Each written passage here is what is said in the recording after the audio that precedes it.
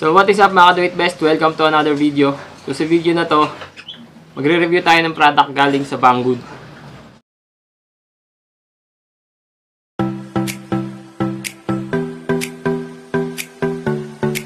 So mga sir, ano ba yung Banggood? So ang Banggood is parang Lazada or Shopee na online store din. So nagpadala sila na item or product para ma-review natin. So ito yung product. Pinadala nila sa akin to. And then, buksan na lang natin.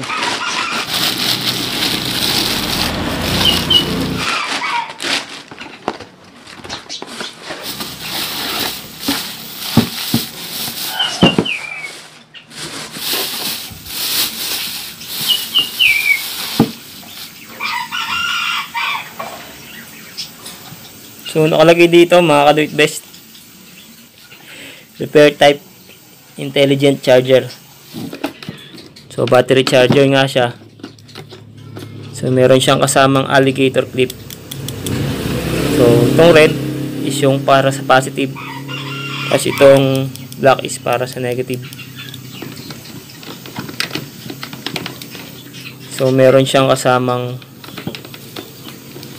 male plug. So isasaksak siya natin sa plug sa 220 volts. So nakalagay dito 250 volts ang range niya. So yan. So yun ang laman ng box. Wala lang siyang kasamang manual or user manual. Okay, so paano gagawin ko? So babalik na lang ako dun sa app. Okay, so tabi ko muna to. Then, punta muna tayo sa Banggood app. Then, titingnan ko yung specs. Yung specs nito. So, wala kasi siyang kasamang user manual. So, check natin dito sa app. So, kung gusto mo ma-download yung app ng Banggood, so, lalagay ko na lang yung link sa description box sa baba. So, para ma-download mo. So, bibigyan ka nila ng $10 off once na mag-sign up ka sa Banggood app. So, yun. So, check natin dito yung specs nito. So, yan yung product details. So, nakalagay dito, short circuit protection, low voltage protection, over voltage protection din, pwede. Over current protection, tsaka overheating protection. So, siguro kapag nag-overheat na yung battery natin kapag sina-charge, so yun, meron siyang protection. So, siguro meron siyang built-in fuse na nakalagay dito. So, yan. Built-in fuse para maprotektahan yung mga battery natin. So, meron din siya reverse connection protection. So, kapag nagkapalit yung positive and negative connection mo. So, malamang hindi ka naman magkakapalit kasi yung red is common positive naman, tsaka yung black is common negative naman yan. So, hindi ka na magkakamali. So, yan. Ito yung mga nakalagay dito. So, nakalagay dito, fast high frequency technology with 3-stage charging. Ano yun? So, yun. So, one-touch automatic charging LCD display. So, ito yan. So, meron siyang, kapag naka-off yung switch, automatic nagcha-charge na once na sinaksak mo to. So, siguro yun. So, kapag fast charging naman, so, i-on mo lang yung switch yan. So, ito nakalagay dyan, fast charging. Strong charging yung nakalagay. Ayan. So, pag in-off, so, automatic siya. Pag sinaksak mo siya, automatic charging na siya. So, mamaya testing natin. Ano pa? So, battery detection, short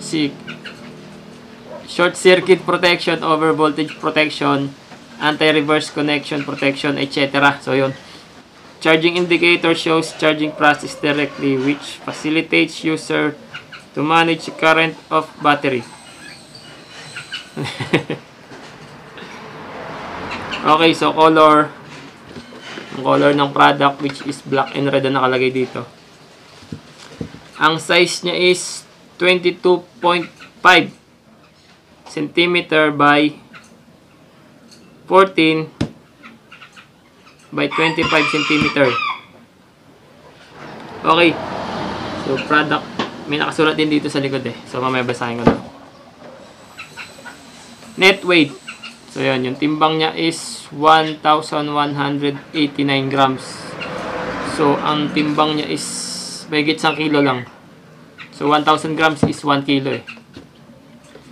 So, 1 kilo point 189. So, yun. Tapos, meron pa siya nakalagay dito, specification.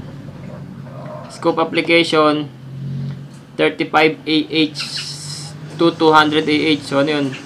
35 ampere hour. AH is, ibig sabihin kasi is ampere hour yun. So, yun. So, ibig sabihin, ito is fast charging. Yan. Tapos, input voltage. So, wide voltage yung kanyang specs. So, ito rin siguro yung nakasulat dito. So, ito nga. So, dito ko na lang babasahin. So, 160 volts to 260 volts yung input niya. So, 50 to 60 Hz. Yun. Output voltage is 12 volts to 24 volts. So, pwede siyang gamitin pang charge ng battery na 24 volts. So, pwede pala siya sa mga sasakyan. Sa mga battery ng sasakyan. So, hindi lang siya para sa mga battery ng motor. So, pwede rin siya sa mga battery ng sasakyan. Tsaka yung mga 24 volts. So, yun yung range niya. 12 volts to 24 volts.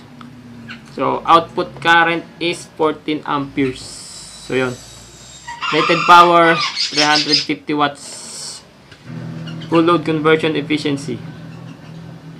So, comment na lang sa baba kung ano ibig sabihin yun. Hindi ko masyado kabisado yun. 93% plus minus 3% yung conversion efficiency niya. Operating temperature range. So, once na nag-operate siya, ang temperature niya is between negative 30 degrees to positive 40 degrees. So, yun. Yun yung working temperature niya.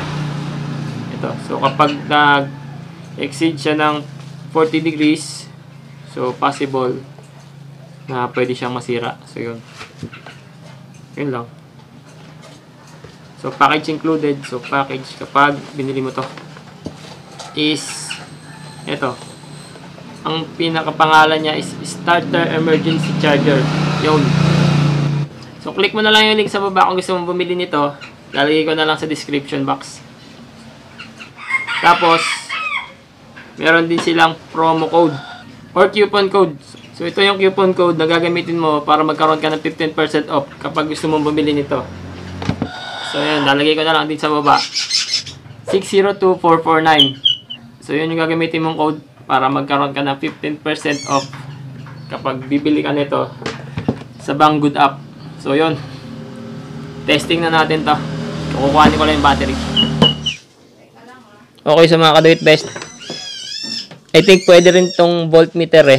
So, magagamit natin to bilang voltmeter para ma-monitor natin kung good pa ba or bad na yung mga battery natin. So, try natin ikabit dito sa battery. Etong crocodile clip or alligator clip.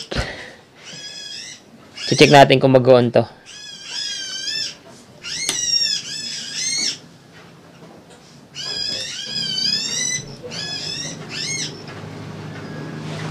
So, yan mga ka-do it best.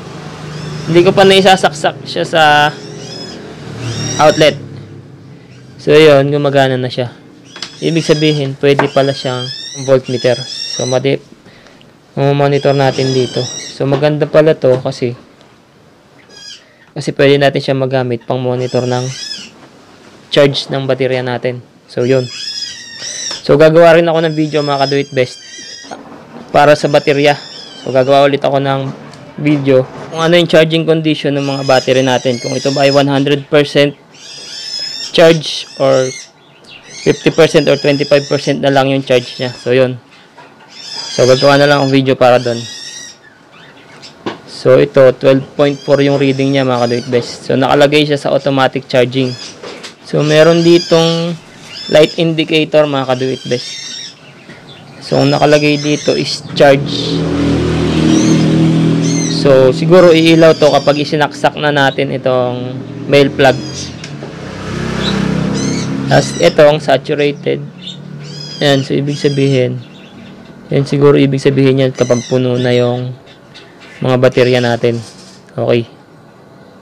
So, saksak na natin to sa outlet. So, kumuha ko ng extension. So, dito na lang natin isasaksak.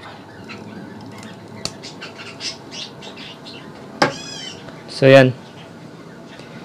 Yung ilaw, lumipat sa charging. Tapos, ito, ang nakalagay dito, mga ka-device yan, battery current. So, battery current, ang current niya is 9.3 amperes. Tapos, battery voltage is 15.8. So, ibig sabihin, nagcha-charge siya. So, siguro kapag puno na to, kasi meron siyang overcharge protection, so, mag-green siya kapag puno na. So, yun. So, ang nakalagay dito is repair type intelligent charger. So, siguro ibig sabihin itong repair type, kasi wala nakalagay sa specs, walang manual eh. Mas maganda sana kung may manual to, mga device. So, pwede siguro itong gamitin pang repair dun sa mga under voltage na battery na. So, yung mga below 12 volts na battery na ayaw nang tumaas ng 12 volts. So, meron kasing tinatawag na battery sulfation, mga ka-do-it-best. So, kapag meron kasing battery sulfation, yun. So, mahina na yung nagiging na puproduce or na ibibigay ng battery na power. So, yun. So, gagawa na lang din ako ng video regarding dun sa battery sulfation. So, comment nyo lang sa baba kung gusto nyo malaman kung ano yun. So, mga ka-do-it-best. So, comment lang kayo sa baba. Check natin kung umiinit. So, hindi naman. So, try natin i-switch dito, mga ka-do-it-best muna. Ilagay natin sa strong charging. Tingnan natin kung magbabago yung nandito sa voltmeter at saka sa current meter.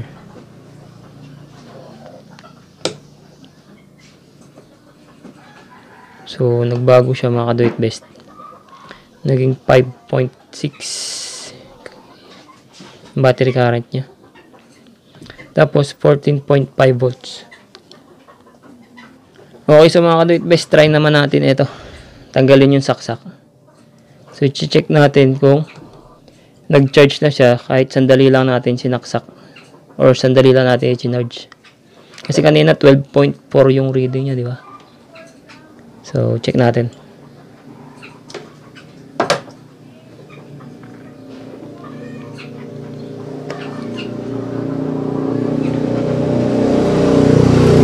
Okay. So, naging 13.1 yung reading na niya. Tapos yung current is bumababa na ulit. So, magiging 0 na ulit yan kasi hindi na siya nagcha-charge. Try natin tanggalin to sa battery. Then, kabit ulit natin. Check natin kung ano magiging reading. So, yun. 13.0 yung reading niya. So, ang bilis. So, kapag ganyan kasi yung reading, ibig sabihin kasi full charge 100% na yung charge ng battery, mga ka-do-it-best eh. So, ang bilis. Kahit hindi pa umiilaw kanina yung green. So, pwedeng full charge na agad siya.